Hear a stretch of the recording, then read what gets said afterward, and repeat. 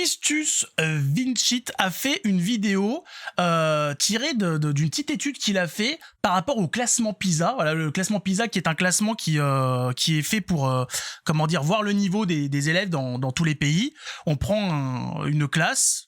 Enfin, on prend un âge, on évalue leur performance dans leur, je crois que c'est mathématiques, etc. Voilà, dans différentes matières. Ensuite, on prend les points et on fait un classement pour voir dans quel pays telle matière est mieux faite, etc. On fait un classement pour voir où sont les gens les plus intelligents, ou en tout cas les élèves qui travaillent le mieux, qui ont le plus de connaissances, etc.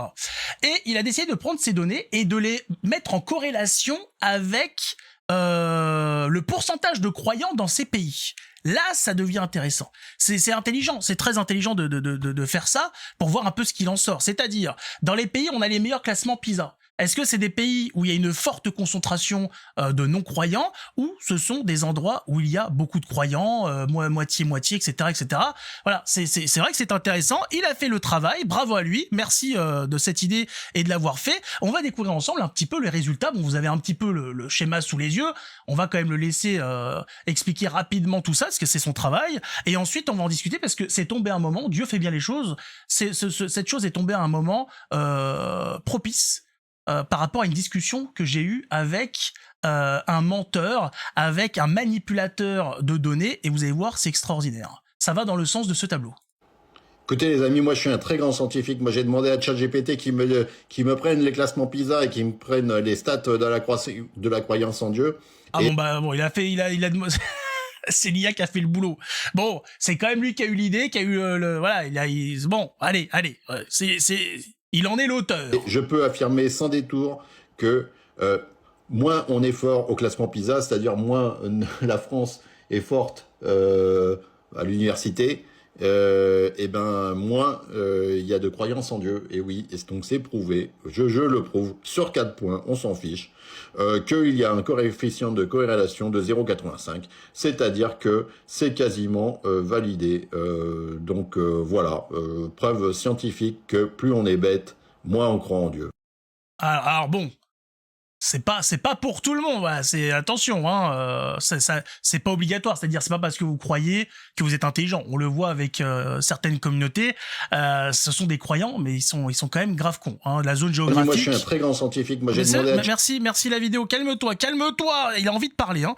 Voilà, donc il y a aussi une corrélation génétique. Hein, il faut pas l'oublier. Donc, plus un pays a de croyants, et plus ça monte. Alors, comme je l'ai dit, voilà, il faut quand même mettre en adéquation aussi la génétique. S'il y a des pays très croyants dans certaines régions du monde, voilà, le QI ne suit pas. Donc c'est autre chose. Alors ce qui est intéressant, donc voilà, donc grosso modo quand même, en tout cas sur ce qui est de l'Occident, il est vrai, plus il y a de croyants, plus le score est haut. Et c'est pas étonnant, puisque ces dernières années, nous avons vu dans les pays occidentaux censés être très avancés, enfin qui étaient avancés et qui aujourd'hui sont censés l'être à fond dans le progrès ultime, nous avons des gens qui n'arrivent plus à vous expliquer, à vous donner la définition de ce qui est un homme ou une femme.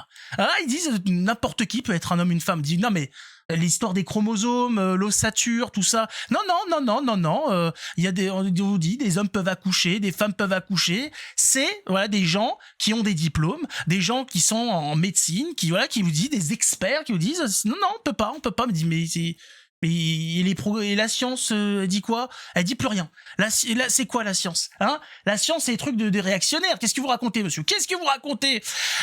Ça va mal, ça va très mal, effectivement. Ces gens-là ne savent plus sur quoi s'appuyer. C'est voilà, ils sont obligés de mentir. Et donc on voit effectivement que dans la France, dans l'Occident qui est en train de devenir non croyant, on commence à faire n'importe quoi. On retrouve des dérives qu'on n'avait plus vues depuis très longtemps. On retourne dans ce paganisme de tout et n'importe quoi, avec ces histoires voilà de sodomites et compagnie, comme à l'époque de Thor qui se fait sodomiser, les dieux grecs, romains qui font des partouzes, l'autre il baisse sa sœur, l'autre il baisse son fils.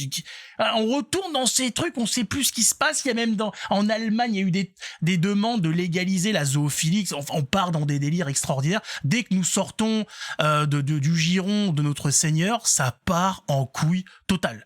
Ne vous étonnez pas qu'il y ait eu le déluge ou Sodome et Gomorrhe. Hein, vous avez vu, vous voyez bien jusqu'à où peut aller l'humanité quand elle n'est pas guidée, enfin quand elle ne se laisse pas guider par notre Seigneur, qui ne demande que ça. Ah, il est là, il a donné les règles, mais les gens font n'importe quoi. Alors moi, c'est là où j'ai vu aussi que ces gens-là sont extraordinaires. Ce sont c'est là où on voit que l'athéisme fait des dégâts. Je suis tombé sur un athée qui a voulu faire sa propagande. Sous la vidéo de Jean-Luc Mélenchon, qui défend le voile musulman contre le voile chrétien, il y a une personne qui dit les deux religions sont autant de la merde, bon, on a toujours pareil, blablabla, et on demande il y a Moïka qui demande de modérer les propos, et il y a le prince en qui dit va expliquer ça aux personnes mortes par le passé pour avoir défendu un système héliocentrique. Ça va tout de suite, on retourne toujours dans les mêmes trucs. Voilà, on nous ressort Galilée, etc. Alors j'ai fait un travail tout simple d'humiliation pure et dure, c'est-à-dire je me suis rendu dans le site le plus naze possible, mais qui est mainstream, pour démontrer que ces gens-là sont d'une nullité abyssale. Je me suis rendu sur le site de mademoiselle.com pour montrer à quel point la propagande est terminée, mais qu'il y a encore des gens pour essayer de mentir. Sur mademoiselle.com, on peut retrouver la vérité sur ce qui s'est passé avec Galilée. Le démenti de toute la propagande franc-maçonne, des Lumières et compagnie sur l'Église au Moyen-Âge, etc. Alors, qu'est-ce que ça expliquait, grosso modo? Que Galilée n'a pas été jugé par rapport à ces histoires. Déjà, il faut savoir que Galilée avait menti sur pas mal de choses. Il avait volé des inventions en expliquant que c'était les siennes, etc. Bon, Galilée n'était pas quelqu'un de très honnête, mais il avait été, il avait eu un jugement, non pas pour son histoire d'héliocentrisme, etc., mais pour des supposées hérésies. Voilà. C'est tout. Voilà, il n'a pas été jeté au cachot, envoyé en exil dans la misère. Non, il doit d'abord abjurer son hérésie. Cela se passe à huis clos, à l'abri de toutes les représailles. Voilà, c'est tranquille. Il est donc blablabla ramené. Ensuite, pendant et surtout après son procès pour hérésie, Galilée bénéficie d'un traitement de faveur. Il n'ira jamais dans les geôles du château Saint-Ange. Il va jamais passer en geôle. On lui explique qu'il il a affirmé des choses sans preuve. Et à l'époque, on rigole pas, il faut, tu ramènes des choses, tu prouves. Quand il est venu avec son télescope, qui a dit qu'il était de lui, alors que c'était un Italien qui avait inventé ça, on lui a dit, vas-y, montre-nous un petit peu la conception, tout ça. Il a pas été foutu de le prouver, c'est comme ça c'est parmi les preuves qu'on a eues que c'était pas lui, il a fait pas mal de carabistouilles, le monsieur, et donc ça lui est tombé dessus. Mais il s'est pas fait torturer, brûler ou quoi. Non, il a simplement résidé dans l'ambassade toscane où il pouvait se promener, etc. Voilà, il n'y avait pas de cachot. Il ne sera jamais réellement incarcéré. Mis d'abord à l'isolement, toujours à la douillette ambassade de Toscane, puis chez son copain l'archevêque de Sienne. Voilà, chez son copain l'archevêque. L'Église avait tellement envie de le torturer qu'il est allé il allait passer des vacances chez son pote l'archevêque. Il se dit mais s'il te plaît, fais un effort. Et il finit ses jours tranquillou dans sa villa. Voilà, donc après il est retourné dans sa villa, pas loin de Florence. Quelle torture. Oh là là. Oh oui, il faut expliquer. Oui. Voilà. Donc j'ai dit voilà, laisse tomber ta propagande. Alors bien évidemment, une fois qu'ils sont mis à mal, ça bifurque, ça change de sujet. Voilà, il y a une paralysie faciale qui se met en place. Il faut changer d'axe. Voilà, et donc ça continue. Que beaucoup de croyants aient été à l'origine d'avancées scientifiques. Donc là on quitte. Voilà, Galilée c'est fini. On passe à la suite. Mais l'Église fut un frein à la science. Lisez Sans science et religion de Russell. Bon, le gars déjà, il acte d'une vérité par rapport à une seule source. C'est compliqué. Je rappelle par exemple que l'existence de Jésus est attestée par 50 sources différentes. Du giron de Jésus ou d'opposants. Voilà. Par exemple, Jules César, on a 3 sources de l'existence de Jules César. Il faut un petit peu plus. On a cherché la véracité de la Bible par rapport à des manuscrits en remontant, en cherchant voilà. On n'a pas dit tiens, il y en a une, c'est bon, ça suffit. Et non, quand ils ont voulu vérifier, etc., ils ont pris toutes les plus anciennes qu'ils ont pu trouver, ils ont comparé, etc. Ils ont dit ah putain, bien conservé, tout ça. Voilà. Se référer à une seule preuve, c'est compliqué. Je rappelle que en science, quand on veut élaborer une théorie, etc., on fait plusieurs essais.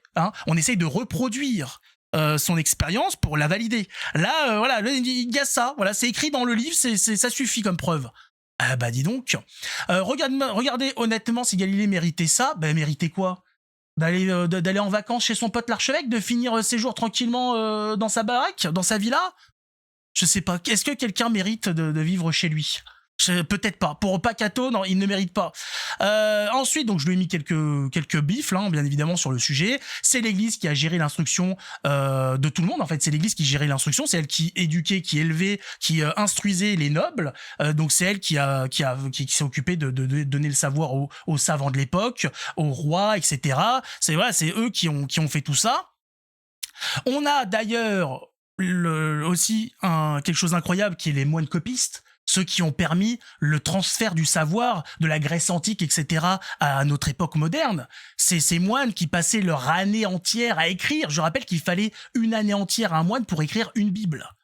Ces gens-là ont permis, voilà, même le reste, tout ce qui nous reste des dieux païens et compagnie, c'est les moines copistes qui ont transmis tout ça. Et oui, donc c'est bien gentil, bouh, l'Église. Bah l'église s'est occupée de faire le transfert de savoir. Voilà. Grâce aux moines copistes, on a tous ces trucs qui auraient disparu puisque avant le XIIe siècle, on a les manuscrits sont en très mauvais état. S'il n'y avait pas eu cette mise en place, ce travail mis en place par l'Église, bah on n'aurait pas grand-chose à se mettre sous la dent. Donc merci aux moines copistes d'avoir transmis le savoir grec, c'est les mathématiques, c'est tout, hein, c'est l'algèbre, c'est voilà l'ensemble, Pythagore et compagnie, voilà. Et c'est l'Église au XIIe siècle qui va mettre en place ce qu'on appelle l'université. Voilà. Qui va pour commencer à structurer les recherches et tout, bien évidemment en ayant au centre la Bible, bien sûr. Alors donc je le mets en place, donc il va changer. Donc après voilà, propagande de moines sophistes, donc en plus c'est les moines copistes, enfin il y a pas de propagande, il y a rien du tout, enfin c'est un fait historique. On peut chercher avant l'imprimerie. Pour avoir accès aux Bibles ou pour avoir accès à du savoir et tout, c'était les moines copistes qui se prenaient la tête. Alors bien évidemment, ils n'allaient pas vous écrire des pornos, hein. C'est se contenter de choses sérieuses. Donc après voilà, donc il revient avec sa source. Tu as lu Russell, hein, tous les écrits des papes et cardinaux sur le sujet, les stats de Nobel. Alors là, il passe maintenant au prix Nobel. Bah moi je vais regarder, hein, prix Nobel de 1901 à 2000 sur quasiment 100 ans. Un siècle, bah je dis oui, d'accord, je regarde les prix Nobel, qu'est-ce que je dois voir ressurgir, hein? Oui, c'est intéressant, oui, on voit que les athées représentent 10% des prix Nobel. Voilà, qu'est-ce qu'on doit en faire de ça? On sait pas. Alors il est pas content. Alors face à ça, là il nous sort pas son copain Russell, je sais pas quoi. Il nous sort son propre tableau. Voilà, ça source travail personnel. Et quand tu vas voir les contributions de l'auteur, c'est pas vraiment rassurant. Donc il me dit que moi c'est pas rassurant. Lui, bah il y a aucune source, rien. Il me dit voilà, c'est un tableau que j'ai fait. Voilà. Alors je lui fais remarquer que son tableau est assez malhonnête, puisque ce qui est intéressant, c'est que le judaïsme n'a pas toutes ses branches séparées, l'islam n'a pas toutes ses branches séparées, par contre le christianisme a toutes ses branches, catholicisme, luthérien, chrétien, branche chrétienne, voilà, je sais pas, anglican, on a les orthodoxes. J'ai dit c'est marrant quand même ton tableau. Et alors là, quelque chose d'intéressant de ce genre, c'est les données brutes de oui, j'y suis pour rien. Donc il n'a même pas, voilà. Donc il me dit que c'est son tableau, et en fait il a rien foutu. Il a fait je sais pas quel truc, ça a été craché par son site, il a pas retravaillé le truc, voilà, il crache des trucs. Je dis pourquoi pas. Alors je me dis je vais aller vérifier. Je vérifie un peu les prix Nobel, et sur quoi je tombe? Sur une liste. Elle est où ma liste? Elle est où la liste? Bah j'ai mis le lien, franchement, pourquoi je me prends la tête? Voilà. Une liste intéressante, voilà, liste des chrétiens qui ont eu un prix Nobel. Alors, dans son petit tableau, il nous explique, il est où son tableau? Il est là. Qu'il y a eu, par exemple, 8 catholiques, 8 luthériens, bon, on tombe à peu près une cinquantaine, non, une quarantaine de prix Nobel. Bon, bah moi je vais pas compter, hein, mais enfin bon, chimie, physique, médecine, au-dessus on était en physique. Bon, je sais pas, faut faire un effort, hein. Voilà, on peut enlever littérature. Il voulait enlever littérature, même si c'est dommage, hein. Enfin, c'est lui qui choisit, il choisit ses critères. Voilà, prix Nobel de la paix aussi. Ça descend, on peut descendre encore. Oula, prix Nobel de l'économie. Ah non mais, j'ai dit c'est extraordinaire. Donc de tout ça, il en reste plus qu'une quarantaine. C'est bizarre quand même ton histoire. Ah, ils sont extraordinaires. Les athées, et ce qui vient corroborer un petit peu ce qu'on a vu juste avant. Voilà, j'ai bien l'impression quand même que les incroyants sont prêts à tout, à toutes les absurdités pour se convaincre. Pourquoi mentir? Les chiffres sont là. Que tu le veuilles ou non, c'est l'histoire, c'est comme ça, c'est les croyants. La théorie du Big Bang, ben c'est un prêtre qui est derrière la théorie. Pareil, si tu étais à fond dans les vaccins, c'est l'autre là, je sais plus comment il s'appelle, avec le vaccin de la rage et tout. C'était un chrétien. Enfin moi je sais pas, moi je veux bien avoir cette comment dire, cette obsession de dire ah ils sont débiles. Bah le problème c'est que regarde l'architecture, hein, les cathédrales, tout ça. T'as vu un petit peu, c'est des projets sur je ne sais combien de décennies, les gars ils y allaient. Hein. Tu as quoi à proposer face aux cathédrales, face à l'architecture chrétienne, hein? La Tour Eiffel, c'est dégueulasse. Est-ce que tu es au courant qu'il y a eu une pétition pour la dégager, la Tour Eiffel, tellement les gens la trouvaient moche? C'était horrible. Hein? De quoi? Le centre Pompidou. Arrête, faut arrêter les conneries, arrêtez de mentir, c'est comme ça. Comme j'ai expliqué, bien évidemment que tous les non-croyants sont pas des débiles profonds, bien évidemment que tous les croyants ne sont pas, n'ont pas 350 de QI, etc. Mais faut arrêter, voilà, arrêtons. Faut arrêter les conneries et puis se contenter de la réalité au lieu de trafiquer avec des tableaux même pas travaillés. Oh, c'est extraordinaire. Et en plus, il faut arrêter de fuir. Vous lancez des sujets, on vous met en PLS et la contre-attaque, c'est quoi? C'est de partir sur un autre truc. Tu assumes. Pourquoi tu viens après déblatérer, tu viens raconter ta vie? Hein, ça partait de l'histoire de Galilée. Vous avez commencé à faire votre chiant. Oh, Galilée, il a beaucoup souffert. Bah non. Voilà, c'est prouvé par plus. C'est mademoiselle.com qui vous dément. Vous êtes à un niveau tel que c'est mademoiselle.com qui vous explique la réalité. Vous n'avez même pas le niveau intellectuel de mademoiselle.com. C'est extraordinaire. Vous êtes à un niveau où lire mademoiselle.com pour vous c'est se cultiver. C'est extraordinaire. Ça montre quand même le niveau. Ah, ces gens-là, ils sont trop habitués avec Jacques Le Fou à laisser passer n'importe quoi, à se conforter dans des mensonges. Jacques Le Fou qui avait sorti cette histoire, oui, chez les prix Nobel, il y a plus d'athées qu'autre chose. Bah non, excuse-moi, les chiffres sont là, tu mens. Il y a eu même une étude par un Israélien, un généticien israélien, qui a fait un bouquin sur les prix Nobel, etc. Et il le montre, la majorité des prix Nobel sont croyants. Ah, que tu le veuilles ou non, c'est comme ça. Qu'est-ce que je te dise? Ça te plaît pas. Mais ne va pas modifier la réalité parce que ça ne te plaît pas. Tu assumes et tu te tais. Voilà, tu vas dormir. Et tu casses pas les couilles, c'est tout. Voilà. Mais c'est extraordinaire, ces gens qui se veulent du rationnel, de la logique, hein, de la véracité, sont prêts à trafiquer la réalité pour que ça aille dans leur sens. Calmez-vous, les gars, on a bien compris le jeu, mais ne venez pas vous frotter à nous, restez entre vous. Vous voyez bien que vous faites du mal. Après ça vient chialer, oh, persécution, regardez, ils arrivent, c'est l'inquisition. Et je t'ai juste expliqué que t'es un menteur. Hein, calme-toi, j'ai même pas encore allumé le barbecue. Qu'est-ce qui t'arrive, la merguez? Voilà. Tout simple, c'est pour montrer, voilà, je vous ai montré un petit peu le genre d'énergumène sur lequel on peut tomber. Ces gens-là sont extraordinaires. C'est pourquoi il faut se cultiver un minimum. Il faut avoir un minimum. Voilà, juste savoir à peu près. Après, pour s'en rappeler, vous avez juste à faire 2-3 recherches. Grâce à Internet, aujourd'hui, ça va vite, ou l'IA. Hop, et vous ressortez les documents. Regarde, hein, tu veux qu'on en parle de Galilée, t'es sûr? Non, tu vas pas être content parce que ta propagande, c'est fini, en fait.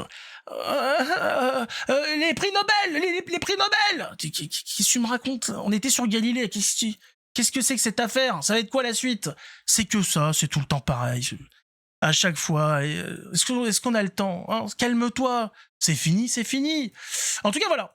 J'aurais aimé quand même, 4 points. Bon, je trouve ça un petit peu léger. J'aurais aimé avoir vraiment, par exemple, sur le top 20 du classement PISA, voir un petit peu le pourcentage de croyants et voir ce que ça donne.